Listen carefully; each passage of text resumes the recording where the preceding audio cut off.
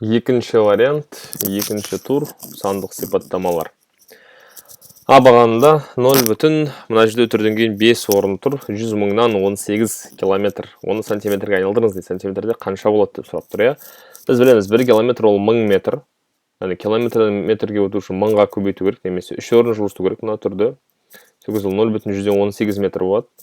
Ал 1 метр ол 100 сантиметр.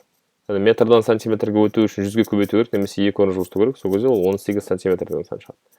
Қабырғалар А 5 сантиметр, Б 2 сантиметр болатын тік 4 бұрыштың периметрі. 4 бұрыштың периметрін сіз төменгі сыныптан бастап білесіз. Екеуін қосып 2-ге көбейтеміз дегенде. Сол кезде 10 қосу 4, 14. 18 үлкен. Жауап А. 2-ге де, 3-ге де, 5-ге де еселі ең үлкен екі таңбалы сан. 2-ге де, 3-ге де бөлінетін деген сөз ол 6-ға бөлінеді. 6-ға да 5-ге де бөлінетін деген сөз 6 жердегі 5-ім 30. Егер мына екеуінің ортақ бөлгіші болмаса, мына 30-ға бөлінетін сан. 30-ға бөлінетін ең үлкен екі таңбалы сан ол әрине 90. Ең үлкен екі таңбалы, одан үлкен екі таңбалы сан жоқ 30-ға бөлінетін. Ең үлкен бір таңбалы сан дейді. Ең үлкен бір таңбалы сан ол 9. Квадратына 9-ның квадраты 81. Сол санның өзін қоссақ, 9-ның өзін қосыңыз 81-ге 90 шығады. Неше шығады? 90 шығады. Екі жағы тең, жауап С. Мына екі бөлшекті қосыңыз, мына екі бөлшекті қосыңыз, салыстырыңыз дейді. Ортақ бөлім 28, 7-ге бөлсек 4, 4-ке бөлсек 7, 4 7-ге 4 16, 7 7 49, 49-ға 16 қосасыз, 65. Мына жерде 5 пен 3-тің ортақ бөлімі 15, мынаған 3-тен береміз, мынаған 5-тен береміз, 9 қосылған 25, 34.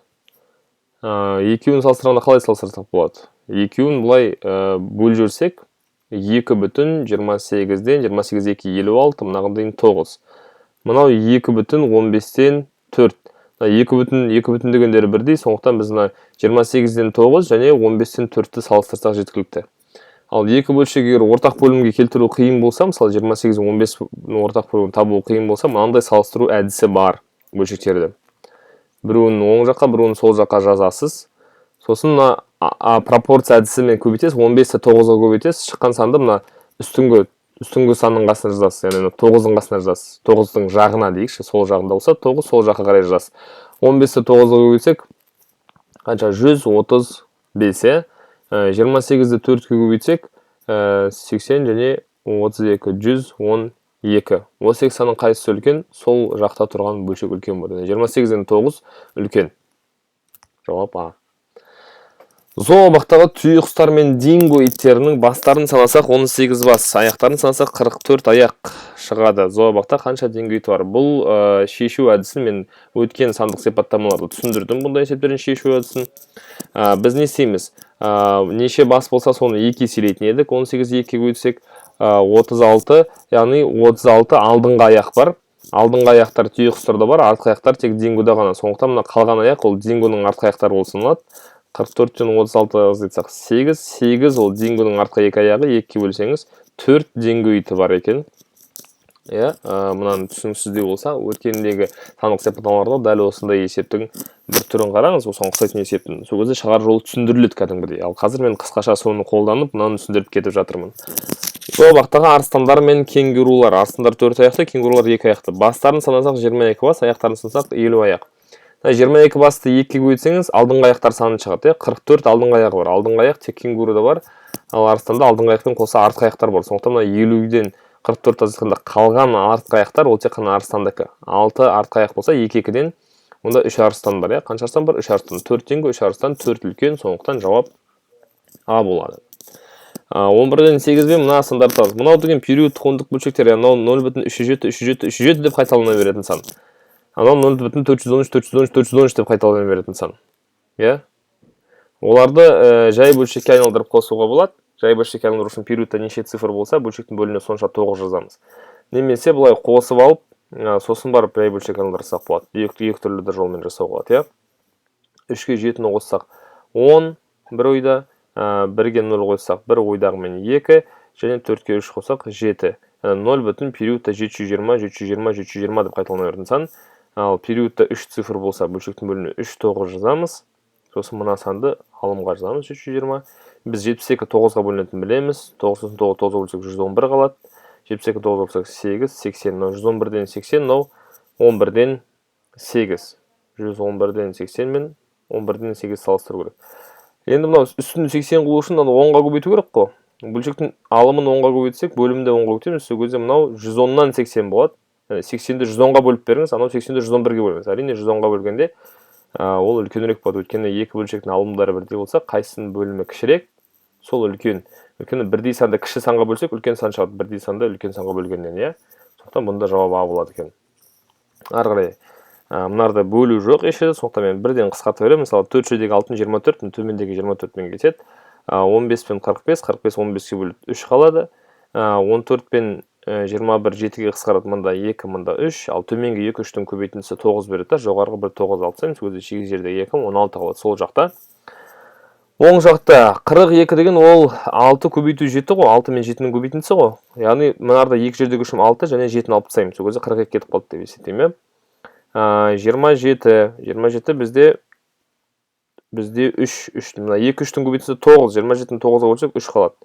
64-ті 2-ге бөлсек 32, тағы 2-ге бөлсек 16, 16-ны 4-ге бөлсек 4, мынақта 4 қалады екен, иә. Сол кезде мынаның астына қараңыз, үстінде 4 пен 3, яғни 12, астында 5 пен 5 25. Мынау деген жай дұрыс бөлшек, 0 бүтін деген сан, анау 16 деген сан, әрине 16 үлкен. X-ті табу үшін пропорциямен көбейтіп жүруге болады, бірақ бөлшектің екі бөлшек қана тұрса, мына пропорция әдісімен, бір бөлшек тұр, сол жағында, оң жағында бір бөлшек тұр, басқа ештеңе жоқ. Онда олардың бөлімін қысқартуға болады. Неге олай жасауға болады? Өйткені кез келген теңдеудің екі жағында бірдей санға көбейтсек, ол теңдеумен бірдей мәндес теңдеу шығады. Яғни мынаның екі жағында 7-ге көбейтуге болады. Неге міндетті түрде 7-ге? Өйткені 35 пен 40 7-ге қысқарады. 7-ге көбейткенде мынау 7-ге қысқарып кетеді, 5 қалады, мынау 7-ге қысқарады, 6 қалады. Сол кезде біз кішкентай сандармен жұмыс істейміз. Кішкентай сандармен жұмыс істеу әлдеқайда оңайырақ үлкен сандармен жұмыс істегенше.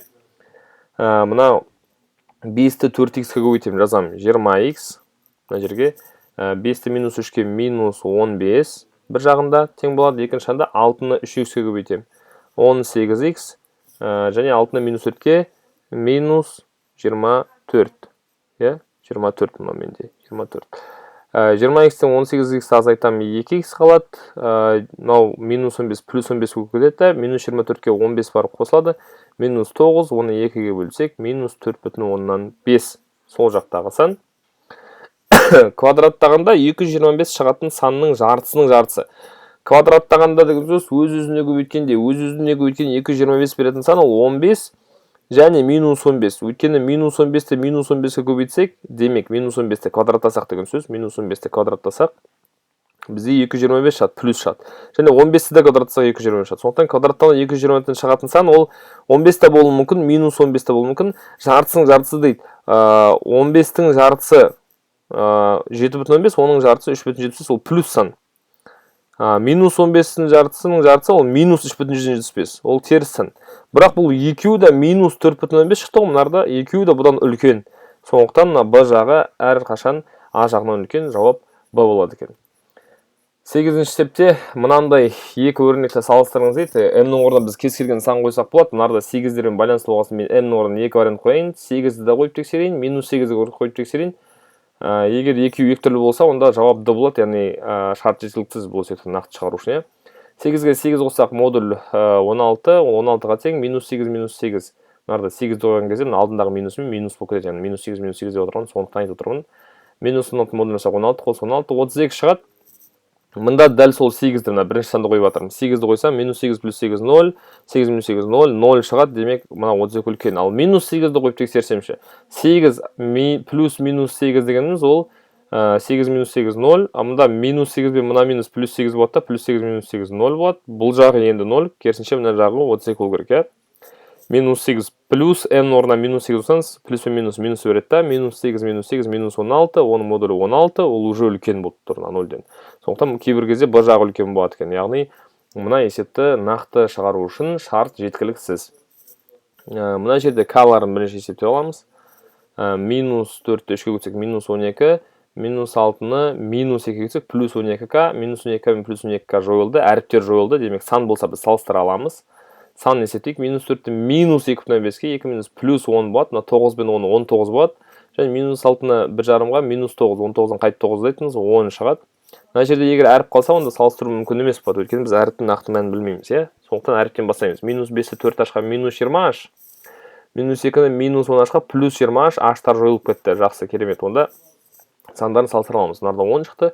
Минус 5-ті 2,4-ке минус 12, минус 2-ні минус 6-ға плюс 12, минус 2 плюс 2 жойылады. Мына 11 деген сан қалады. Әрине 11 10-нан үлкен. Сондықтан жауап Б болады, иә? 12-ге еселі барлық екі таңбалы сандардың қосындысы. 24-ге еселі барлық екі таңбалы сандардың қосындысы. Мен бірден айтылам. Мына жақ үлкен. Неге? Өйткені 24-ке еселі деген сөз 24-ке бөлінетін барлық екі таңбалы сандар. 24-ке бөлінетін барлық екі таңбалы сандар 12-ге де бөлінеді. Демек, мына сандарды қазір жазған кезде ол мыналардың да құрамда бар. Және мынарда тағы да 24-ке бөлінбей 12-ке бөлінетін сандар бар арасында, олар мынадан көп болады. Яғни мен не айттым, қараңыз. 24-ке еселі барлық екі таңбалы сандар, ол былай. Бірден жауабын А деп қойсам болады, бірден, иә, жауап түсінікті. 24 қосын, оған 24 қосылады. Келесі 48. Оған 24 қосасыз, 72. Оған 24 қосасыз, 96. Болды. Осы төртеуі ғана. Енді бұл төртеуі 24-ке бөлінетін болғандықтан, 24 12-ке бөлінетін болғандықтан, демек бұл төртеуі 12-ке де бөлінеді. Мынау 12-ке бөлінеді, мынау да 12-ке, мынау да 12-ке, мынау да 12-ке. Бірақ 12-ке бөлінетін мыналардан басқа тағы сандар бар. Мысалы 12-нің өзі. Немесе мына екінің ортасында 36 деген сан бар, иә? Біз 12 бөлушіні 12-ке атап отырмыз. Мына екінің ортасында 60 бар. Мына екінің ортасында 84 бар. Яғни тағы да мынандай сандар шықты артығымен. Сондықтан әрине мен жақ үлкен, бұны есептемесек те болады. Ары қарай. Мынау таразының екі жағы теңесіп тұр екен, бірақ мынарда кері пропорционал шама деген түсінік бар. Таразының екі жақ басы екі түрлі қашықтықта. Мынара 2 бірлік, міне біреу, екеу, иә. Мынарда 3 бірлік қашықтық, бірдей қашықтықтар. Енді ойлаңыз, алыстай берген сайын жеңілірек болу керек. Мына жағы, ал жақын мынау теңесу үшін ауыр болу керек. Өзіңіз ойлаңыз, сіздің аулаңызда мынандай нелер бар. Демес, әткеншек дейміз ба, качели дейміз, качели. Екі жағына екі бала отырады. Бірақ мына екеуінің қашықтығы бірдей. Сондықтан бұл екі жағы тең болу үшін бұл екі баланың салмақтары бірдей болу керек. Ал егер мен мынаның қашықтығын былай 2 есе қылып қойсам, онда мынарға жеңіл бала отырып, мынарға ауыр бала отыру керек теңестіру үшін. Яғни алшақтаған сайын жеңіл, басу оңайырақ болады, физиканың заңдылығы ол. Жоғары сыныпта өтесіздер. Яғни біз қараңыз, кері пропорционал шама дегеніміз, мынау 3 бірлік алыс болса, онда мынау 2 бірлік алыс. Демек, мына екеуінің арасы қандай пропорция болса, мына екеуінің арасы сондай болу керек. Яғни мен не деп тұрмын? Мынаны 3 бірлікке көбейтсек, мына ауыр жүкті 2 бірлікке көбейткенмен бірдей. Өйткені мынау жеңіл ғой, жеңіл сан. Жеңіл санды көбірек санға көбейту керек, ауыр санды азырақ санға көбейту керек, сол кезде олар теңеседі. Яғни мен 8-м қосылған 15-ті 3 бірлікке көбейтем, 3-ке көбейтем, тең болады деймін. 13-м қосылған 6-ны 2-ке көбейтем. Сол кезде шығады мынада 24m қосылған 3-ті 15-ке 45 тең болады. 2-ні 13-ке 26m қосылған 2-ні 6-ға 12. 24-ді 26m-нан азайтып жіберем. Сол кезде 2m шығады бер жақта. Ал 45-тен 12-ні азайтсам 33. Мына 2m дегеніміз 33 бізде килограмм. 1m ол 33-дің жарты сайыны 16,5. Оған 17 қоссақ, әрине 33,5 33-тен арсып кетеді. Сондықтан менде Б болады бұл есептің жауабы. 25% 9-ға тең болатын санның 3-тен 1-і. 25% 9-ға болады деген сөз. Сол санды 100-ден 25-ке көбейткенде 9 шығады. Демек 9-ды 25-тен 100-ге көбейтем. Сол сан шығады, бірақ маған ол санның 3-тен 1-і келеді. Сондықтан 1-ден көбейту 3-тен 1 деп жазып қоямын. Мынарда 9 пен 3 қысқарады. 3 қалады, 25 пен 100 қысқарады. 4 қалады, 4 3-ке 12. Онда жауап шықты. 75% 33-ке тең болатын санның 4-тен 1-і. 75% 33-ке тең сөз, сол санды 100-ден 75-ке көбейткенде 33 шығады. Демек, ол санды табу үшін 33-ті мен 75-тен 100-ге көбейтем. Сол санның өзі емес, сол санның 4-тен 1 керек, ары қарай 4-тен 1-ге көбейтем. 75 пен 100 25-ке қысқарады. Мұнда 4 қалады, мұнда 3 қалады, 4 пен 4 кетеді, 33 3-ке бөлінеді, 11 қалады, 12, 11-тен үлкен жауап А. Асамның көктемде отырғызған биіктігі 1 метр болатын талы әр жылда алдыңғысына қарағанда 10 см-ге кем өсіп отырды. Жақсы, басында 1 метр болды оның биіктігі, яғни 100 см деген сөз. Ең басына отырғызған кезде. Егер оның талы бірінші жылы 45 см, мына бірінші жылы 45 см-ге өсті. 45 қосылды, 145 болды. Ал келесі жылы ол 10 см кем өседі, өйткені әр жылда алдыңғы қарағанда 10 см кем өсіп отырды деген шарт бар. Отырғызған кезден бастап, яғни мына 100 см-ден бастап 4 жылдан кейін, мынау бірінші жыл, екінші жыл, үшінші жыл, төртінші жыл, оның талының биіктігі қандай болады? Мына 45, келесі жылы 10 см кем, демек 35 өседі, келесі жылы 10 см кем, демек 25 өседі, одан кейін 10 см кем, демек 15 өседі. Енді есептеңіз, оның талының биіктігі қандай болған? 45-ке мына 15-ті қоссаңыз 60, 25-ке қосыңыз 60, 62 рет 120, қосу 100, 220 немесе 2,2 метр шығады екен, иә, биіктігі. Мынау 8 метр, мына ұзындық x метр болса, x бөлу 5 табыңыз дейді. Мынаның ауданы беріліп тұр, мына үшбұрыштың ауданы 60 дейді. Мынандай үшбұрыштың ауданы көрініп тұр ғой, бұл үшбұрыш тіктөртбұрыштың жартысы. Демек, мынау үшбұрыштың ауданы деген сөз тіктөртбұрыштың ауданының жартысындай, яғни мынары 60 болса, мынары да 60, яғни тіктөртбұрыштың ауданы менде 120. Ал тіктөртбұрыштың ауданы сіз білесіз, 8 көбейтілген x, яғни мен жазамын 8 көбейтілген x тең болады 120.